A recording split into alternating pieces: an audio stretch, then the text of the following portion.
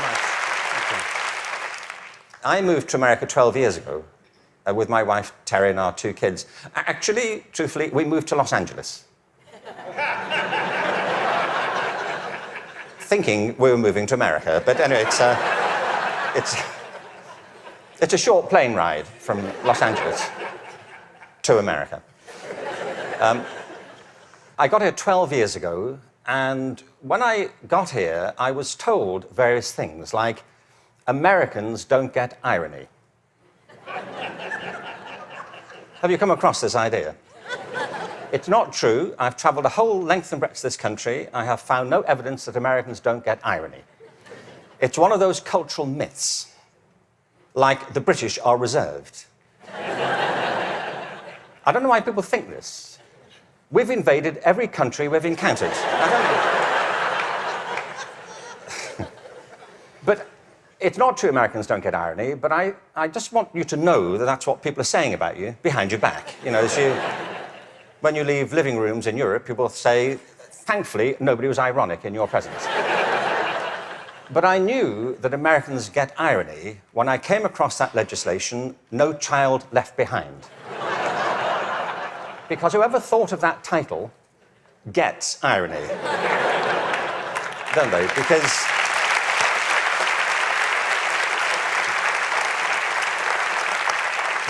Because it's leaving millions of children behind. Now, I can see that's not a very attractive name for legislation. Millions of children left behind. I can see that. What's the plan? Well, we propose to leave millions of children behind, and here's how it's going to work. And it's working beautifully. In some parts of the country, 60% of kids drop out of high school. In the Native American communities, it's 80% of kids. If we halved that number, one estimate is it would create a net gain to the US economy over 10 years of nearly $1 trillion. From an economic point of view, this is good math, isn't it? That we should do this. It actually costs an enormous amount to mop up the damage from the dropout crisis. But the dropout crisis is just the tip of an iceberg. What it doesn't count are all the kids who are in school but being disengaged from it, who don't enjoy it, who don't get any real benefit from it. And the reason is not that we're not spending enough money. America spends more money on education than most other countries. Class sizes are smaller than in many countries. And there are hundreds of initiatives every year to try and improve education. The trouble is, it's all going in the wrong direction. There are 3 principles on which human life flourishes, and they are contradicted by the culture of education under which most teachers have to labour and most students have to endure. The first is this, that human beings are naturally different and diverse. Can I ask you, how many of you have got children of your own? OK. Or grandchildren? How about 2 children or more? Right. And the rest of you have seen such children? Small people wandering about. I will make you a bet, and I'm confident I will win the bet. If you've got 2 children or more, I bet you they are completely different from each other, aren't they? Aren't they? You would never confuse them, would you? Like, which one are you? Remind me. You know, your mother and I are going to introduce some colour-coding system so we don't get confused. Education under No Child Left Behind is based on not diversity, but conformity. What schools are encouraged to do is to find out what kids can do across a very narrow spectrum of achievement. One of the effects of No Child Left Behind has been to narrow the focus onto the so-called STEM disciplines. They're very important. I'm not here to argue against science and math. On the contrary, they're necessary, but they're not sufficient. A real education has to give equal weight to the arts, the humanities, to physical education. An awful lot of kids... Sorry, thank you.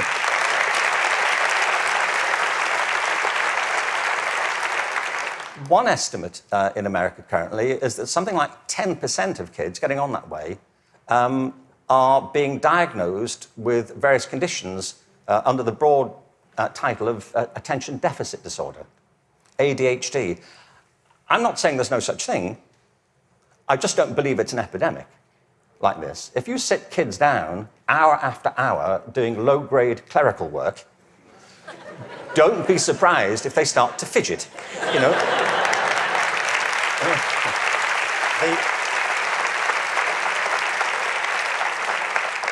Children are not, for the most part, suffering from a psychological condition. They're suffering from childhood, you know, and I know this because I spent my early life as a child. I went through the whole thing. And kids prosper best with a broad curriculum that celebrates their various talents, not just a small range of them. And by the way, the arts aren't just important because they improve math scores, they're important because they speak to parts of children's being which are otherwise untouched. The second... Sorry, thank you. The second principle that drives human life and flourishing is curiosity. If you can light the spark of curiosity in a child, they will learn without any further assistance very often. Children are natural learners. It's a real achievement to put that particular ability out or to stifle it. Curiosity is the kind of engine of achievement. Now, the reason I say this is because one of the effects of the current culture here, if I can say so, has been to deprofessionalize teachers. There is no system in the world or any school in the country that's better than its teachers. Teachers are the lifeblood of the success of schools. But teaching is a creative profession. Teaching properly conceived is not a delivery system. You know, you're not there just to pass on received information. Great teachers do that. But what great teachers also do is mentor, stimulate, provoke, engage. You see, in the end, education is about learning. If there's no learning going on, there's no education going on. And people can spend an awful lot of time discussing education without ever discussing learning. The whole point of education is to get people to learn. A friend of mine, old friend, actually very old, he's dead. That's as old as it gets, I'm afraid. So, but a wonderful guy, he was. A wonderful philosopher. He used to talk about the difference between the task and achievement senses of verbs.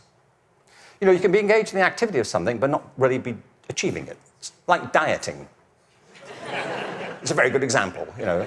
There he is, he's dieting. Is he losing any weight? Not really. Teaching is a word like that. You can say, there's Deborah, she's in room 34, she's teaching. But if nobody's learning anything, she may be engaged in the task of teaching, but not actually fulfilling it. The role of a teacher is to facilitate learning. That's it. And part of the problem is, I think, that the culture of, the dominant culture of education has come to focus on not teaching and learning, but testing. Now, testing is important. Standardized tests have a place. But they should not be the dominant culture of education. They should be diagnostic. They should help. You know, if I go for a medical examination, I want some standardized tests. I do. You know, I want to know what my cholesterol level is compared to everybody else's on a standard scale. I don't want to be told on some scale my doctor invented in the car. You know, your cholesterol is what I call level orange. Really? Is that good? We don't know. But all that should support learning. It shouldn't obstruct it, which of course it often does. So in place of curiosity, what we have is a culture of compliance. Our children and teachers are encouraged to follow kind of routine algorithms rather than to excite that power of imagination and curiosity. And the third principle is this, that human life is inherently creative. It's why we all have different resumes. We create our lives and we can recreate them as we go through them. It's the common currency of being a human being. It's why human culture is so interesting and diverse and dynamic. I mean, other animals may well have imaginations and creativity, but it's not so much in evidence, is it, as ours. I mean, you may have a dog. you know, and your dog may get depressed. You know, but it doesn't listen to Radiohead, does it? And, sit staring out the window with a bottle of Jack Daniels. And you say, would you like to come for a walk? He said, no, I'm fine. No. You go. I'll wait, I'll go. But take pictures.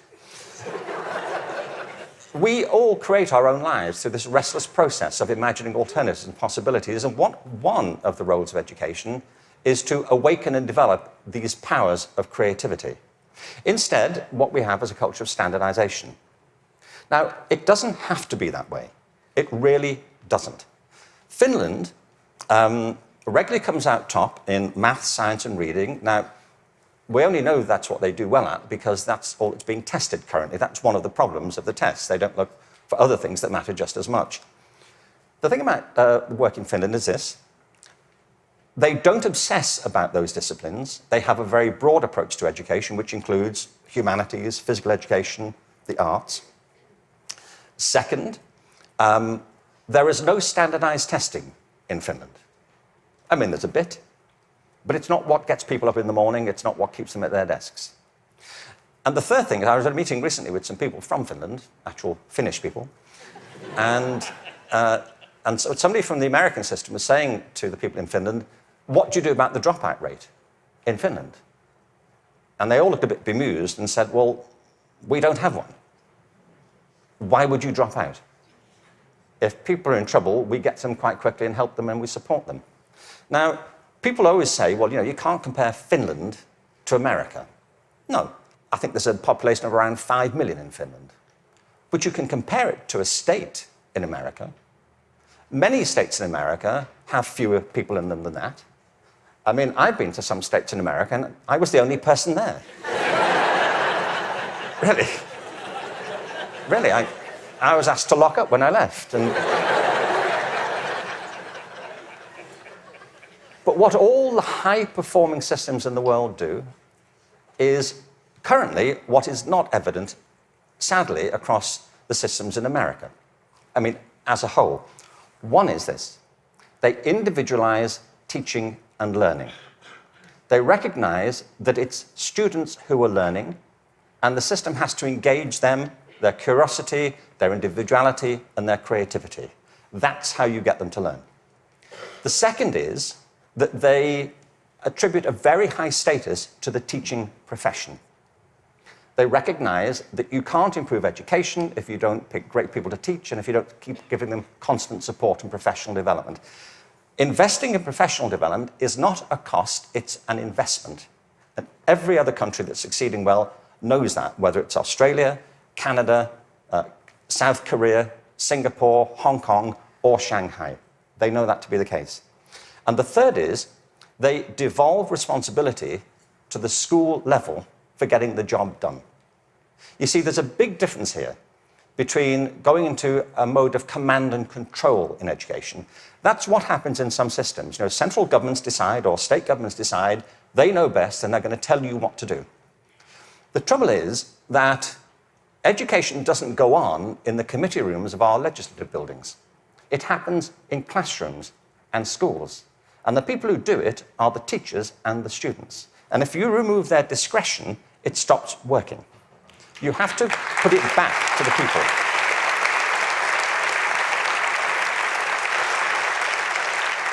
There's wonderful work happening in this country. But I have to say, it's happening in spite of the dominant culture of education, not because of it. It's like people are sailing into a headwind all the time.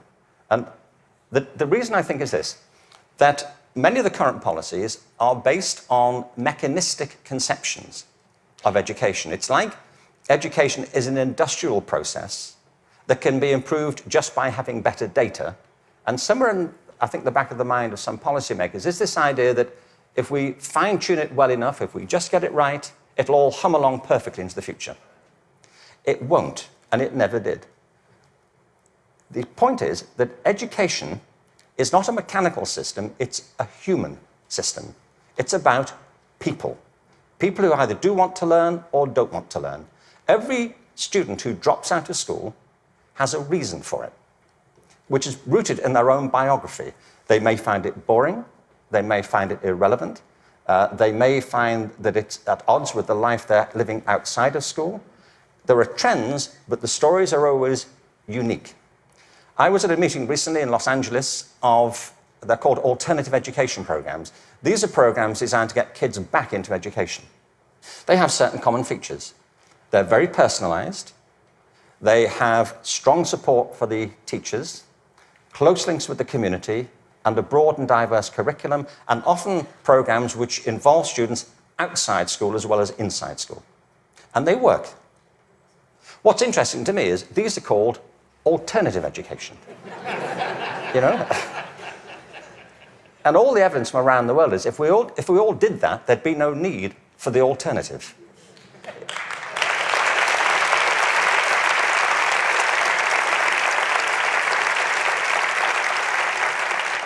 So I think we have to embrace a different metaphor.